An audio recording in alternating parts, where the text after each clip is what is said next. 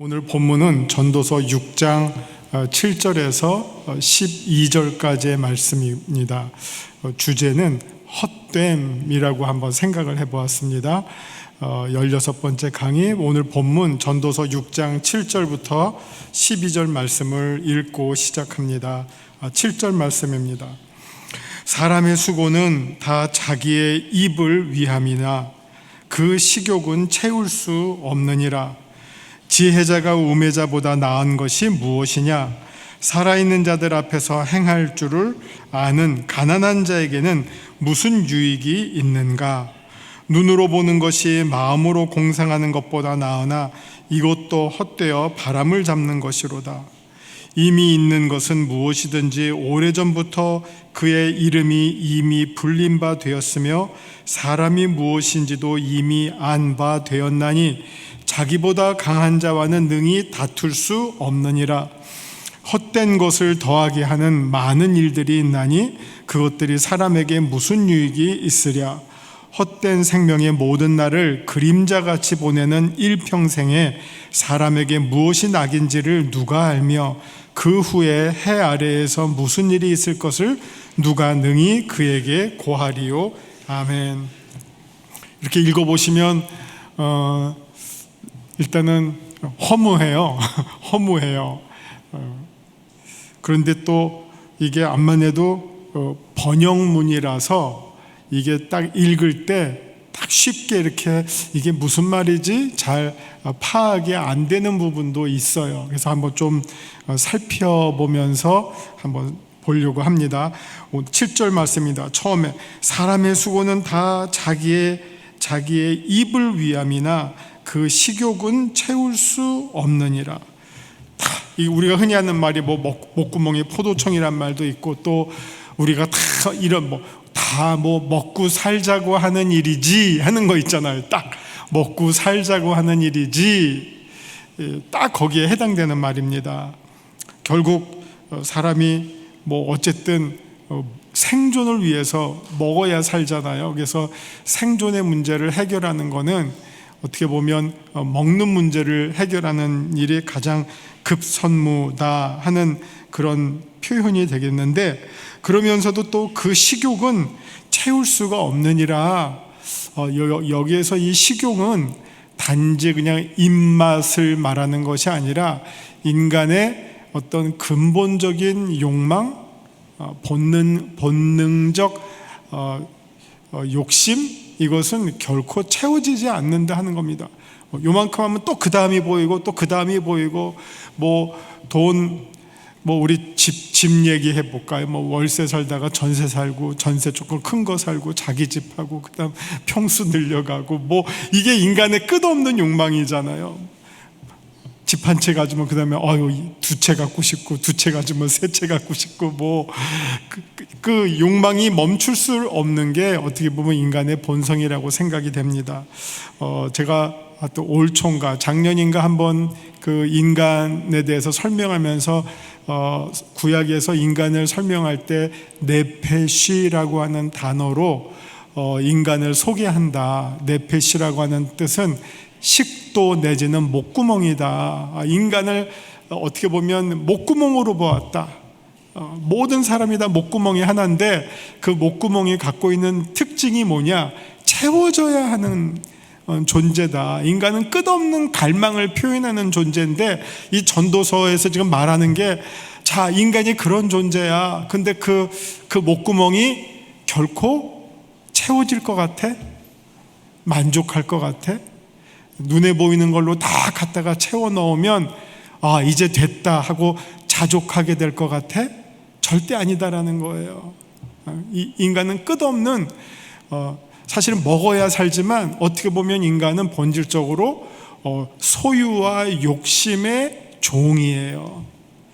우리가 성령의 종, 믿음의 사람이 되지 않는 한, 혹은 믿음의 사람이 됐다고 하면서도 이 욕심을 버릴 수가 없다면 우리는 여전히 하나님의 사람이 아니라 세상 사람인 거죠. 그것을 지금 1절에서 말해주고 있어요. 사람의 수고는 다 자기의 입을 위함이다. 다 먹자고 하는 일이다. 그런데 그 식욕은 채울 수 없다. 여러분 사기꾼이 의식주가 해결이 안 돼서 사기치나요? 일확천금을 노리잖아요. 더 큰 돈을, 지금보다 더 큰 돈, 욕심이 결국 사람을 파멸로 이끈다 하는 그 말씀이 그냥 아주 7절에서 선언적으로 나와요. 사람의 수고는 다 자기의 입의 만족을 위해서인데, 그러나 그 입은 절대로 식욕은 채울 수 없다. 여러분, 에덴 동산을 보세요. 다 먹을 수 있었어요. 다 할 수 있었어요. 할 수 없는 거 하나, 딱 하나.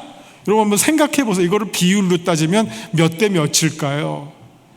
99.99999% 다 할 수 있어요. 0.00001 하나 못해요. 그것 때문에 인간이 타락하잖아요. 왜 그랬죠? 내가 하나님처럼 되리라라는 교만의 욕심, 채울 수가 없는 거예요. 다 할 수 있으면 이만하면 차고 넘치는데, 그러나 거기에서 만족을 못하고 그 마지막 하나마저도 하고 싶은 게 인간의 욕심이라고 하는 겁니다. 그걸 지금 말해주고 있죠. 그 전도서를 읽을 때 이게 지혜 문학이에요. 지혜 문학을 설명하는 이 바탕은 창조신학이 있어요. 창조신학. 그래서 여기에 나와 있는 내용들을 글자로는 아니지만 이 글자 너머에 그 창조의 상황을 생각하시면 여기에서 설명하고 있는 그 내용들을 더 잘 이해하실 수가 있어요. 얼핏 보면 창조 안 나타나요. 그러나 그 사고의 이면에는 창조신학이 흐르고 있다. 창조주를 아는 것이 뭐라고요? 지혜의 근본이에요. 창조주 하나님을 아는 것, 이게 지혜의 근본이에요. 전도서는 우리에게 삶의 지혜를 가르쳐주고 있잖아요. 그러면 진짜 지혜가 어디로부터 나오느냐? 해 아래와 해 너머, 잠시 일시적인 것과 세상적인 것과 영원한 것, 그리고 이 모두를 주관하시는 하나님을 아는 것, 이게 지혜로운 삶을 사는 가장 제일 중요한 비결이다 하는 걸 가르쳐주고 있습니다.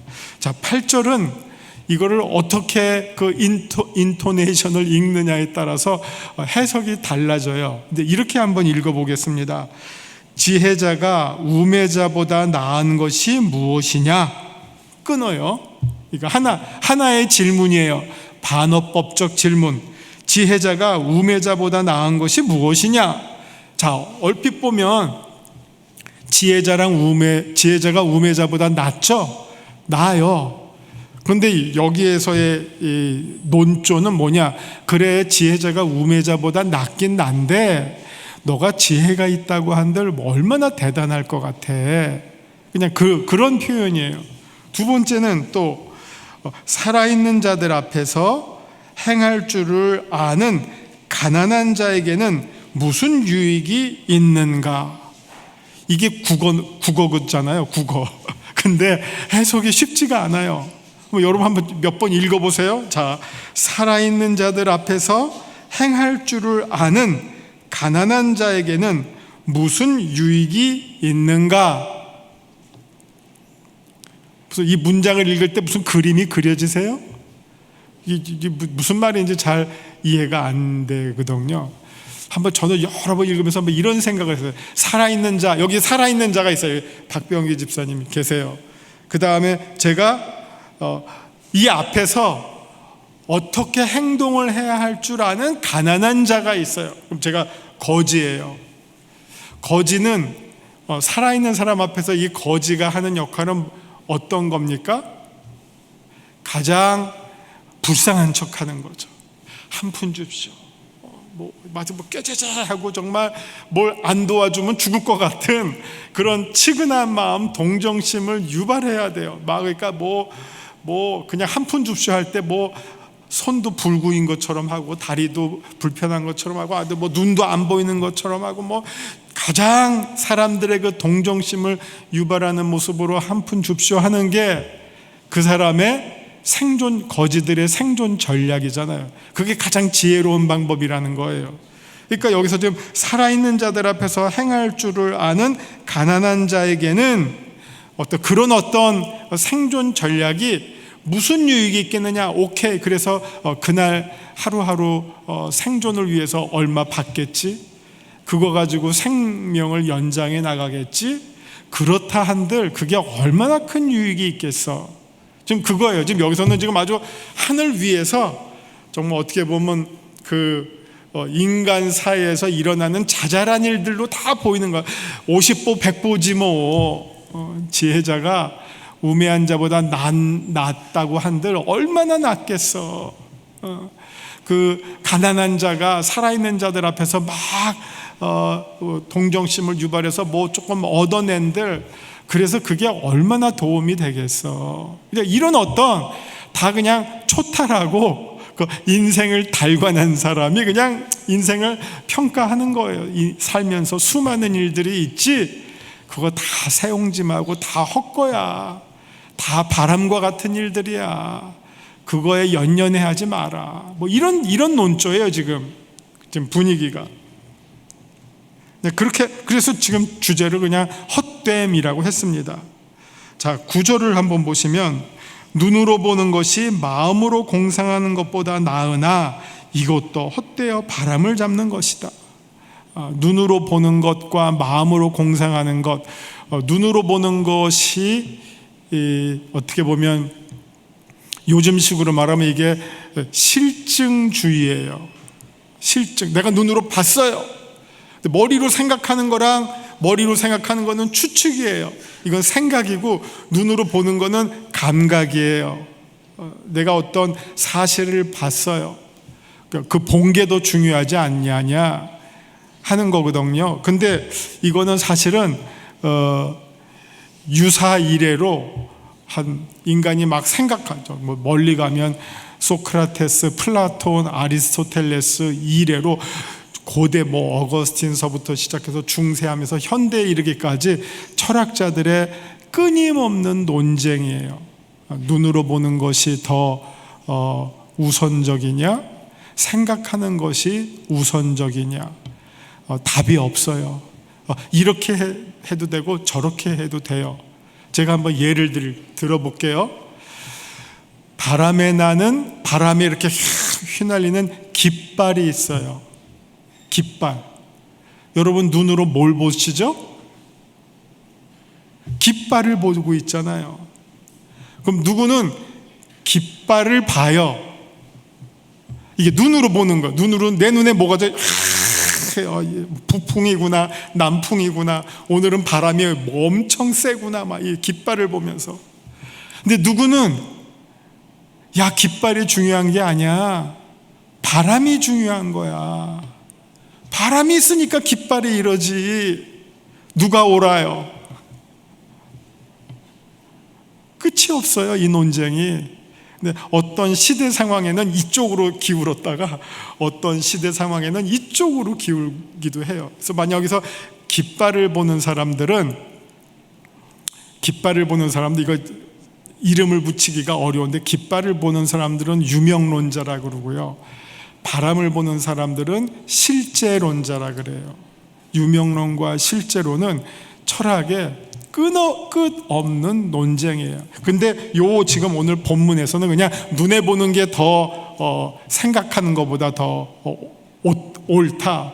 그런데 사실은 뭐 이게 성경 얘기는 아니지만 불교에서는 뭐라고 말합니까? 색즉시공이라 그래요. 자, 보는 것마저도 그것도 허상이야. 보는 거 허상이야.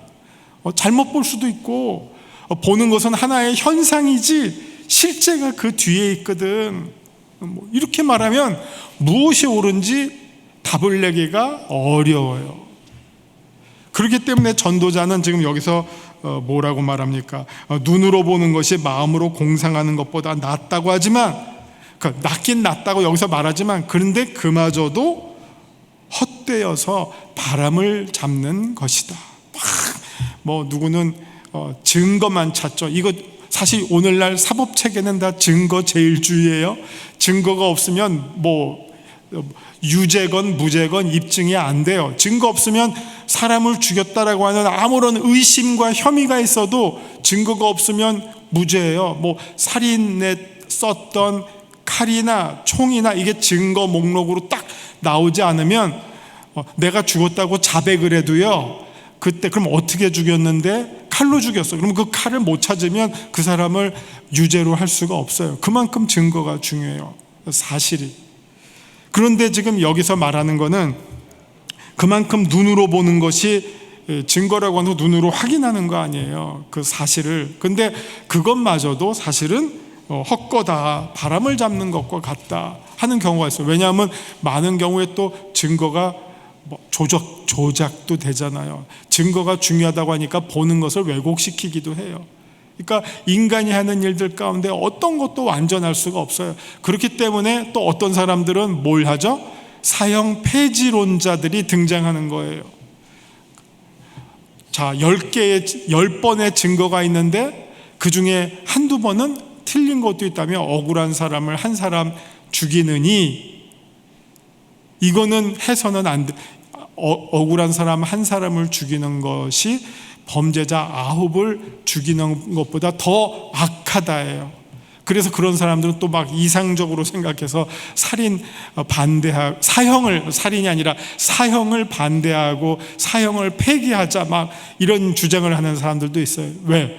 결국은 인간이 하는 것에는 완전한 것이 없기 때문에 사람의 생명을 국가가 종국적으로 빼앗는 것은 이런 경우에는 이거는 범죄다. 그래서 그거는 하면 안 된다. 뭐 그런 주장들을 하는 현실론자보다는 어떻게 보면 이상론자들도 있다는 겁니다.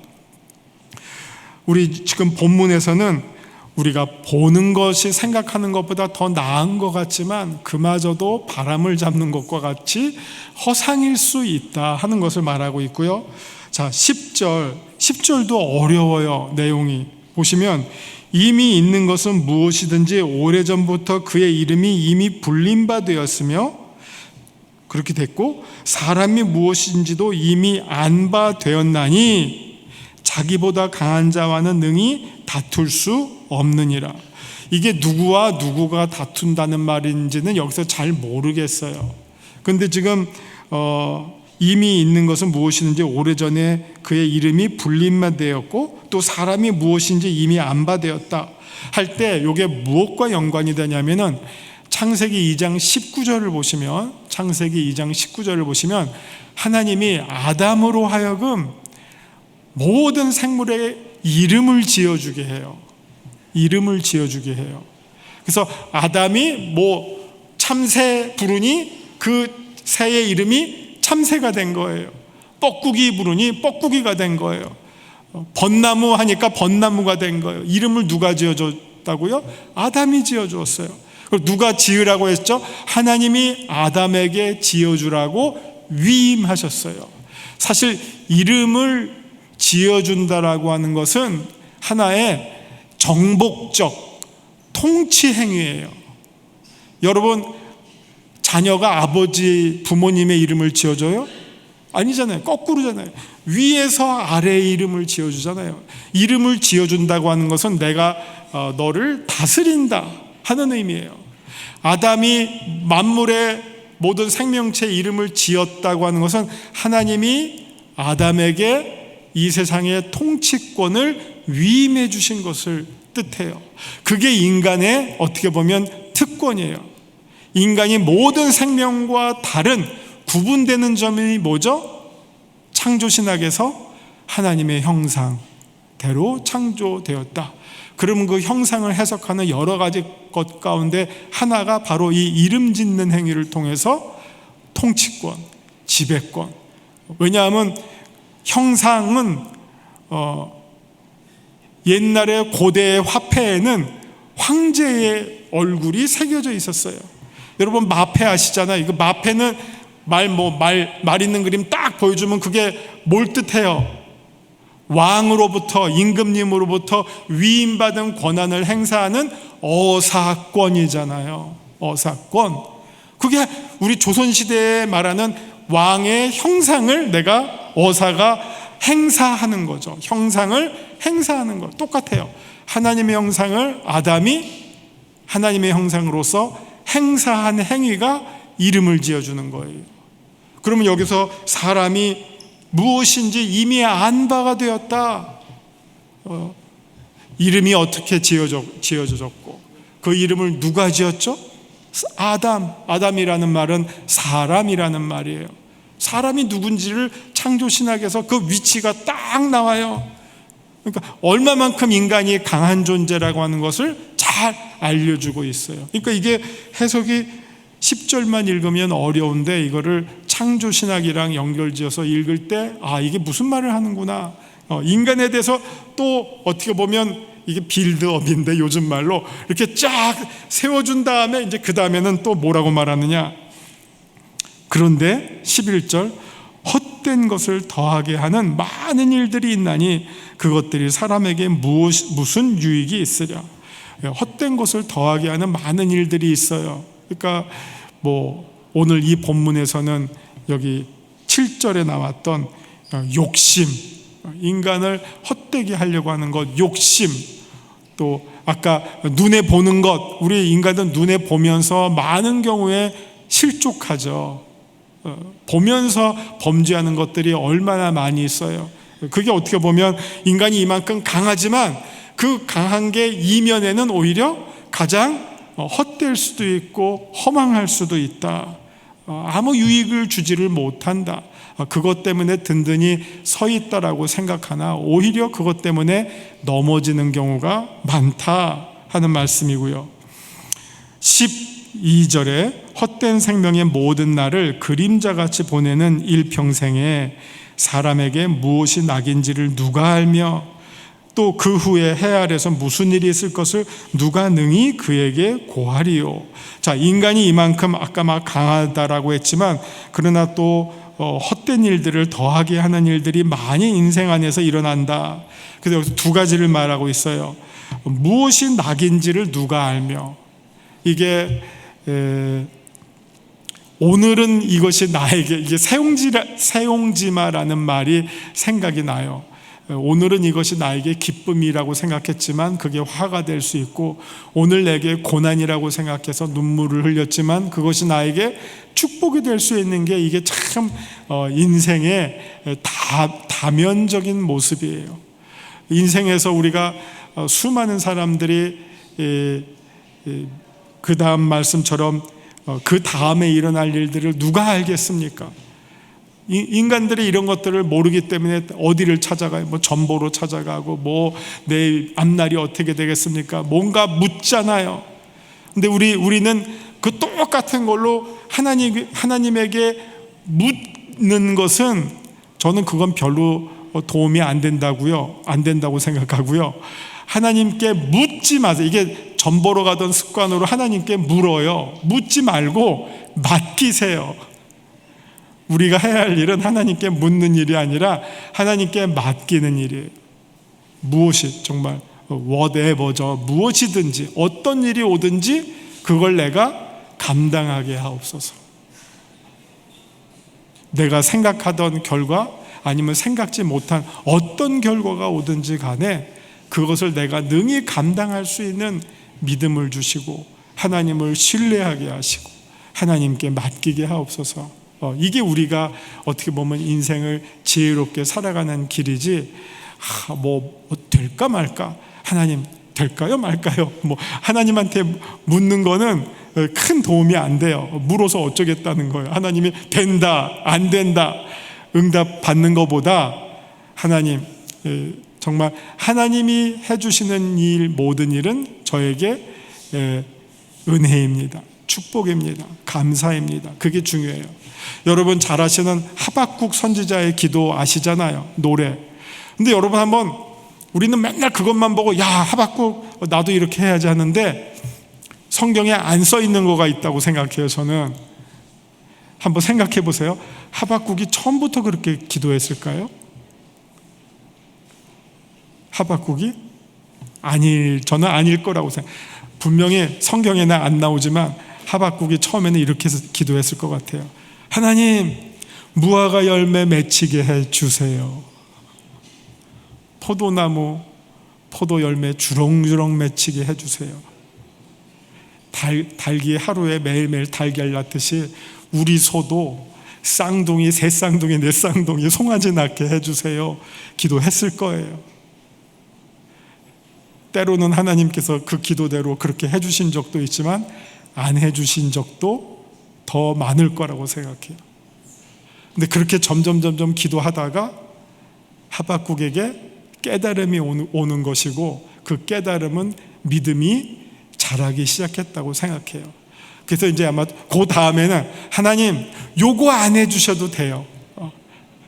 하나쯤 딱 걸고, 하나님 소 외양간이 가득 안 차는 거는 안 해주셔도 돼요. 그랬을 것 같아요. 하나님 이렇게 해주시면 포도나무 하나쯤은 제가 포기할 수 있을 것 같아요. 그랬을 것 같아요, 중간에. 그러다가 점점 마지막에는 이제 급기야 믿음의 완성형의 모습이 됐겠죠. 하나님 다 상관없어요. 하나님으로 만족합니다. 그래서 우리가 어떻게 기도해야 된다고요? 뭐 주십시오. 이거 될까요 말까요? 이거 하나님과 거래하지 마시고요. 하나님, 주님께 모든 것을 맡깁니다. 그래서 제가 이걸 뭐 독일말로 설명할 수 없는데, 제가 제일 좋아하는 독일 찬송가 가운데 가사가 이거예요. 하나님이 하신 일, 그것은 곧 나에게 가장 좋게 행하신 것입니다. 그런 가사가 있어요. 하나님이 나에게 행하신 일, 그것이 곧 제일 좋은 겁니다. 내 만족 불만 상관없이 어떤 일이든지 간에 그것이 나에게 가장 좋은 일입니다. 이런 오늘 주제가, 예배 설교 주제가 너그러움인데, 하나님을 향해서도 이런 너그러운 마음을 가지고 생활하시면 그게 축복된 삶이고, 전도자가 말하고 싶은 지혜로운 삶이고 은혜로운 삶일 줄 믿습니다. 여기까지 하겠습니다. 기도합니다. 하나님, 우리에게 한가위에 풍성한 은혜를 주셨는데, 정말 주님께서 우리에게 베풀어 주신 은혜들을 우리가 감사하며 하나님을 향하여, 또 우리의 가족과 이웃들을 향하여 너그러운 마음으로, 감사한 마음으로, 풍성한 마음으로 주님의 은혜를 누리는 자들, 나누는 자들 다 되게 하여 주옵소서. 예수님 이름으로 기도합니다. 아멘.